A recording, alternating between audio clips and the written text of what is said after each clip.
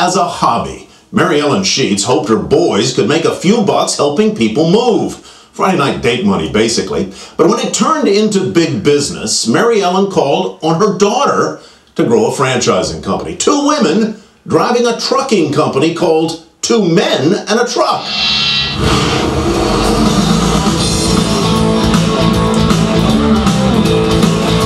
They needed spending money. I was a single mom, so they were kind of helping out.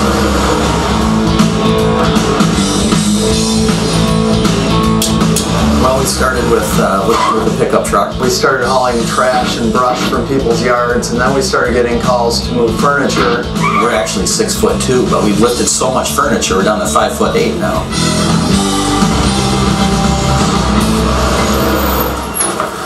Brig and John Sorber were still in high school near East Lansing, Michigan, when they started helping people move in the early 1980s. We realized, geez, we have friends that are flipping burgers.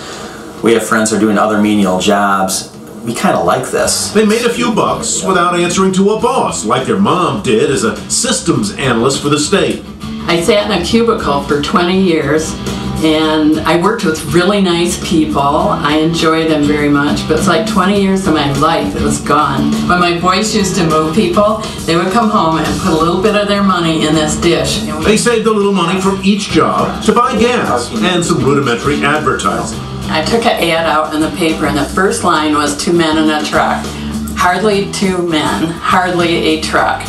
But it worked, and one night I had an answering machine. I came home from work and I had 12 phone calls of people that wanted the boys to come and move them. Short distance moves by a local mover, small jobs that weren't practical or big enough for the big guys. That's all we could do were local moves because our truck wouldn't go that far. I also have our first logo that I drew. Mary Ellen scratched out a doodle on a moving order. Who knew it would become an internationally recognized logo? The lady called me one day and she said, "You were so smart to have a child draw your logo." It was like, well, it was me, and those are my boys. When her boys moved on to college, Mary Ellen's phone kept ringing. So she hired two men and bought another truck. I paid $350 for it, and that's all the money I ever invested in this company. We were really busy. The only trouble is the gas gauge didn't work, so every night I had to take it to the gas station and fill it up. We never knew if there was gas in it. It was just a hobby. Mary Ellen wasn't licensed, and she charged by the hour. Customers liked that because movers typically charge by the pound. Word was getting around. All we needed were the trucks. They're like billboards going through town. We would say, "How did you hear about us?" And that's always it. We saw your truck. Mary Ellen quit her full-time job in the late 1980s and focused on her moving company. In 1988, she took part on a small business panel at Michigan State University.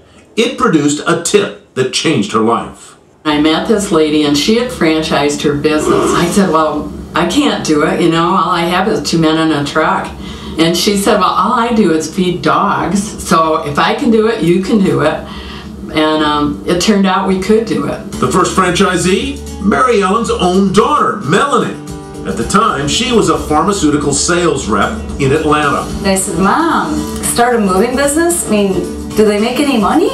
So to appease my mom, I went and started it as a hobby on the side. Soon, Melanie's hobby was taking up 25 to 30 hours a week. Then she bought a second truck. Another woman in the moving business. The year after being in business, I was informed that I never got plates for the truck. By the early 1990s, Two Men in a Truck had 36 franchises in 6 states. Now, each state has its own rules and regulations to adapt to. Turns out that's why no one else in the small load local moving business was franchising. It is a male-dominated field, but you know what? My mom always said from the beginning, don't focus on the competitor, focus on the customers. So we do have a core value called the grandma rule, and that is to treat everyone as if it were your grandma, and the movers get this one. In time, Brig and John opened franchises too. It was grossing $6 million a year. This is when she called me, and she said, "Would you take over as president of the franchise company?" Melanie became president, but she had no salary and no idea how to run a franchising company. My first year as president, I sat at a copy machine. That was my desk. Help came from the state of Michigan. 2 Men in a Truck was creating jobs, so the governor's office awarded a grant, which included a consultant who helped turn Melanie into a franchising guru. We're just all, one thing he taught me was, Melanie, you're not charging enough. And a lot of women don't charge enough. And we're talking about the royalty.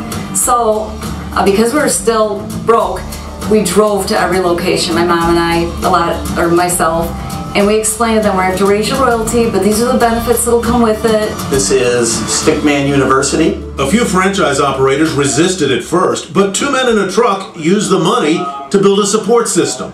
And what we have here is a 26-foot moving van built inside of our building. Now Brig and John are corporate officers too. They're aiming to make about 400,000 moves in 2011. About $211 million in sales. Not bad for a hobby that started with 4 or 5 moves a week. The family pickup, these 2 guys and their mom. I loved running a little business. It was better than any toy or any hobby that you could have.